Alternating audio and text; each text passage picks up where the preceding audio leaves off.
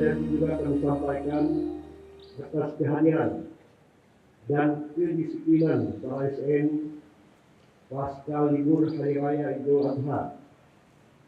Semoga semangat ini terus terjaga dan menjadi motivasi bagi kita semua untuk memberikan pelayanan terbaik kepada masyarakat. Pada kesempatan ini saya juga menyampaikan ucapan selamat tahun baru Islam tahun 1446 Hijriah kepada seluruh masyarakat Kota Banda Aceh.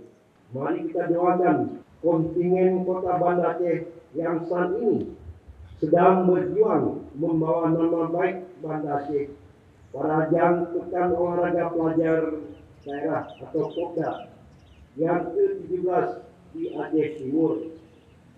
Dari update terakhir, perolehan medali yang telah diterima Kota Banda Aceh di urutan pertama dengan jumlah 34 medali emas, 14 medali perak dan 18 medali perunggu. Semoga segala upaya yang telah kita lakukan untuk kemajuan negara, bangsa, dan khususnya masyarakat Kota Banda Aceh diridai oleh Allah Subhanahu wa Ta'ala. Amin amin ya rabbal alamin. Semoga kita terus dapat melaksanakan amal ibadah kita kepada nusa bangsa dan khususnya masyarakat Banda Aceh.